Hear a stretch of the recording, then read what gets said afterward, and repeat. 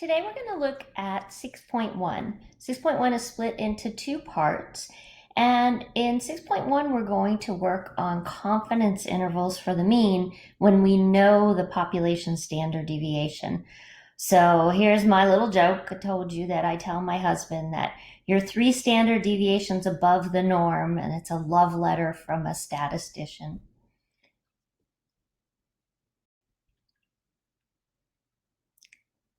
All right, let's do a quick review from 5.1. So remember in 5.1, when we were looking at the sample mean, if we wanted the mean of all of the sample means, we let that equal, whoops, I lost my pen here, 1 second. I know, I keep doing that. The mean of the sample means was equal to the population mean, and then we had the standard deviation of the sample means was equal to the population standard deviation, but we had to divide by the square root of the sample size. Remember, n is the sample size.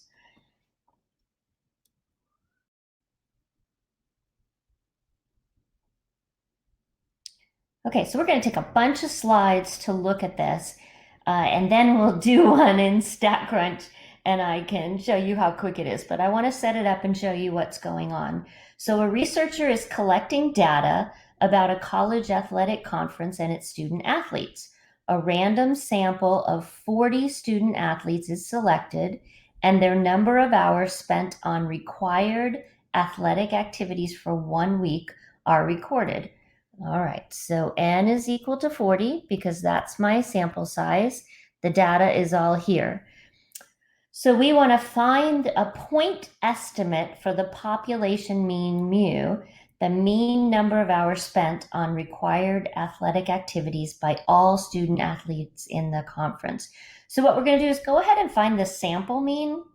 We're going to use StatCrunch in the homework, but what happened here is we added up all of this data, all 40 data points, and that gave us 842. We divided by, because this is the average, this is a mean, the sample mean. We divided by the 40 data points, and that gave us about 21.1. Okay, so that's just our normal average, our normal mean that we're used to finding. In StatCrunch, we're going to go to Summary Stats column to find that.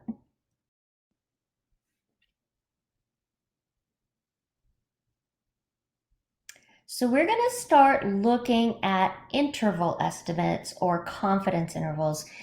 This is why we practiced a lot with the number lines and dealing with the including the endpoints, not including the endpoints. And so what we are going to do here is same as we've been doing, the mean, let me switch to red, the mean of 21.1 is going to go into the middle of our interval.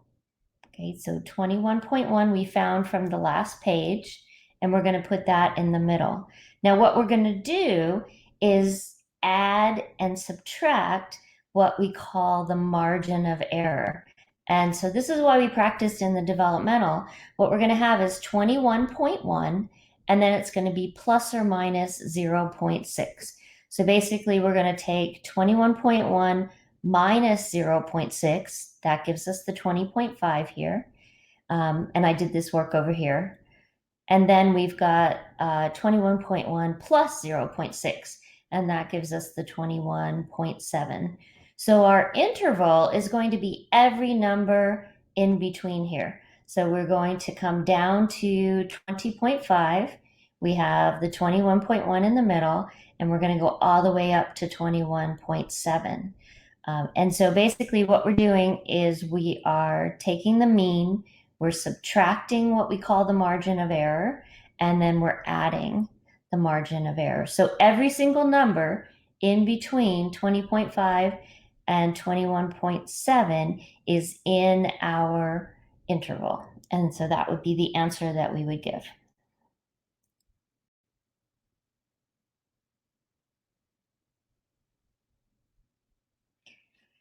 Now to find some of these formulas that we're going to have to do, we have to use what we call Z of C. Okay, so we're going to be finding a level of, or we're going to be given a level of confidence, and that is going to make our data be more spread out or more narrow, and it depends on how confident we want to be. And so there are 3 levels of confidence here, and these are on your resource sheet. So we have 90%, 95%, and 99%. These are the ones we use most of the time. If we're not using that, we're going to use StatCrunch. So let me show you what happens. If we're looking at 90%,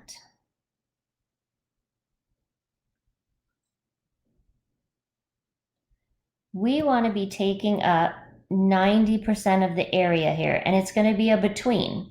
It's going to be between this z-score and this z-score. So if I want this to be 90%, if I look on my chart here for 90%, I'm going to use 1.645. So this side, oops, I forgot my negative over here. This side is going to be negative 1.645. This one is going to be positive 1.645. Remember, we have the symmetry. And so because we want the 90% between, these numbers are going to be the same. It's just the one on the left is going to be negative. The one on the right is going to be positive.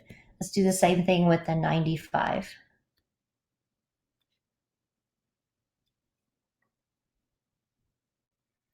So 95 is going to be wider because this time I want 95% of the area.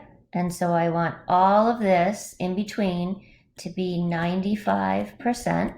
So if I go down here to my table, 95% equates to a z-score of 1.96. So I'm going to have a negative 1.96 on this side and a positive 1.96 on this side. And then the same thing for the 99%. So this is actually a between, but the majority of the time we're going to just use one of these 3 numbers, and those are on your resource sheet.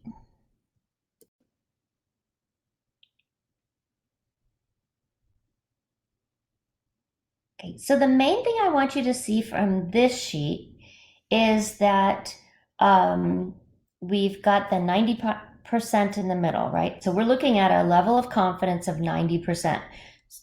That means that the area here in the middle is 90%. What they're trying to show you is for when we need to use the tables instead of using StatCrunch. So you've got 5% on this end over here, and then here, and then you also have 5% on this end, because together that would all equal 100%. So you've got 5% plus 90% plus 5%. So they're trying to show you what would be happening in the tails. All right, and then also because it's 90% from our table before, we know that the z-score on this side is going to be negative 1.645, and on this side it's going to be positive 1.645. So these are also called our critical values. You'll see that in the homework, and we'll look at that as we go along. I think that's all we need from this slide. You know, I'll do more problems, so we'll see what's going on.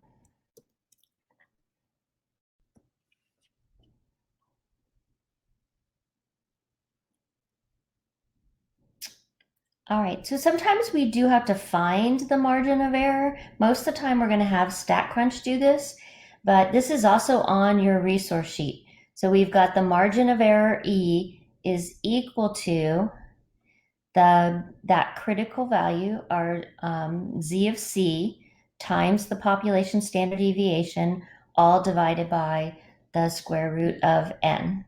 So we do have to have some conditions met. The sample has to be random, and then the population, they either have to say that it's normally distributed, or if they don't say that, then n has to be greater than or equal to 30.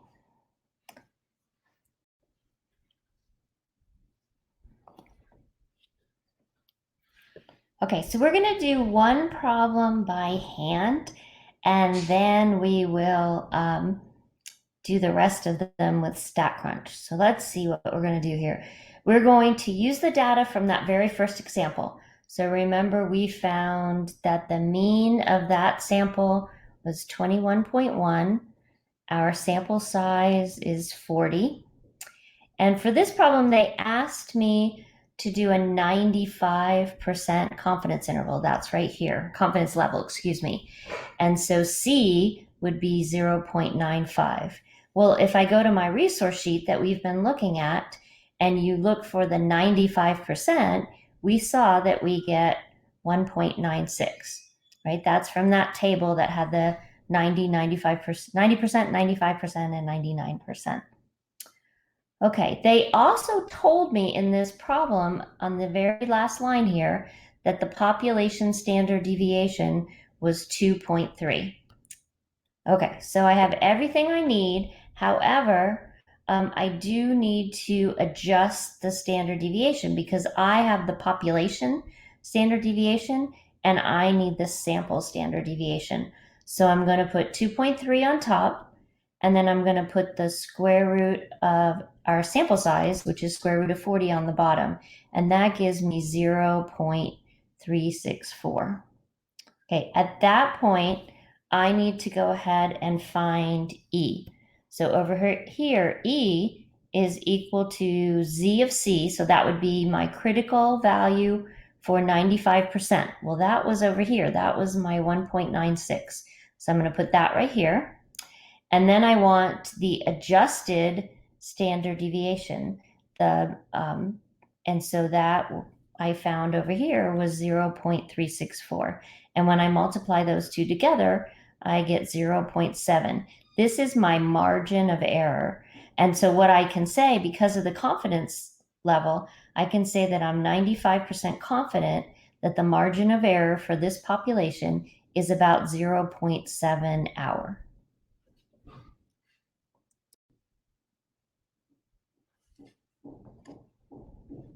Okay, so now that I have my point estimate is going to be my sample mean, and I have my margin of error, right? I just found that.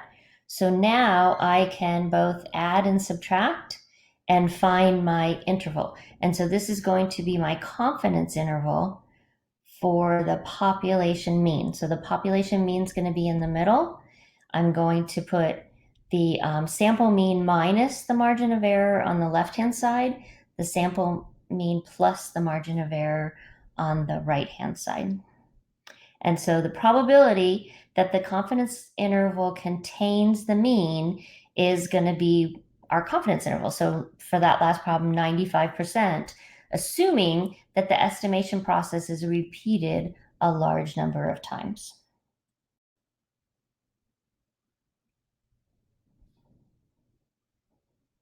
This is just some guidelines.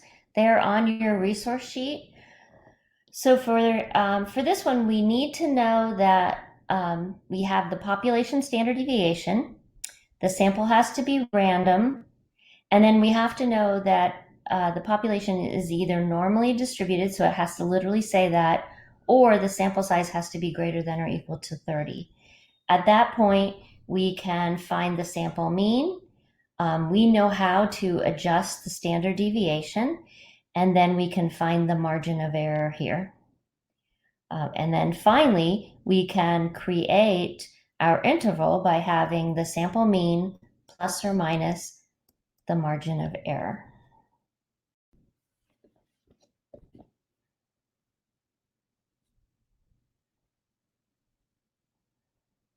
Okay, so let's take a look. On that other sheet, we found that the mean was approximately 21.1. Our margin of error was approximately 0.7. So we're going to go ahead and do the 21.1 plus or minus 0.7. So over here, we're going to subtract 0.7. On this side, we're going to add 0.7. So we get 20.4 on the left-hand side, and we get 21.8 on the right-hand side. So all of the answers in between that whole interval is going to be called our confidence interval. So we are 95% confident that the population mean is going to be between these two numbers, between 20.4 and 21.8. And notice we're using parentheses for all of these, so we are not including the endpoints.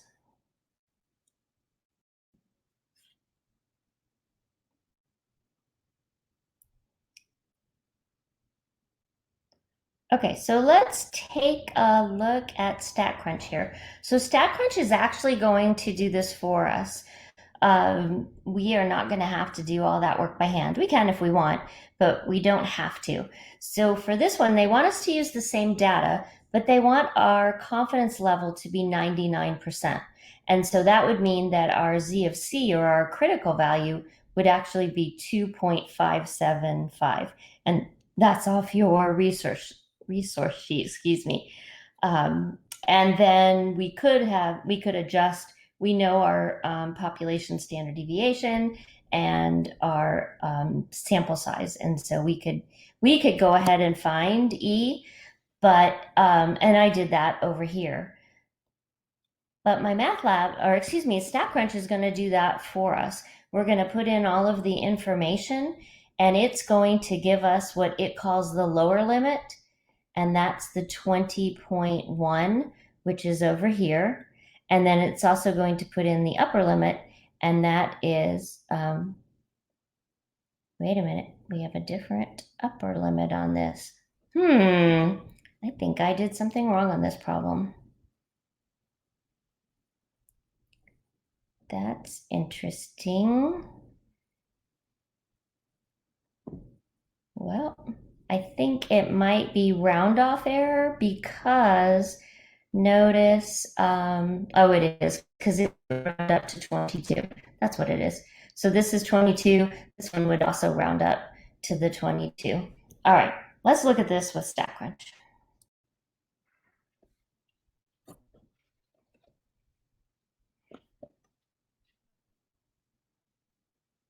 Now, what's going to be a little challenging is we have to remember that we actually don't have to adjust the standard deviation inside StatCrunch for this one. We did in chapter 5, but in chapter 6 we don't. So I want you to notice that this says sample standard deviation. It does not say sample standard deviation. So we are going to go ahead and from all of our original data here, we are going to put, I have a little round off error here. We're going to put our sample mean here. We're going to put our population standard deviation here, and then our sample size in the next box. Okay, so we have put all the information we know there. Then we're going to come down here to the confidence interval, and we're going to put in the 0.99 because that's the confidence level that they wanted me to do. Oh, I forgot to tell you, we're not going to go to calculator normal. We're going to go to ZStats, one sample with summary. Okay, once we put those 4 pieces of data in, again, without adjusting the population standard deviation, then we hit compute, and it's going to give us the lower level of the confidence interval and the upper level of the confidence interval. So it does all of that for us. It finds the margin of error for us, and it subtracts it and adds it and does all that work for us. All right, on to part 2.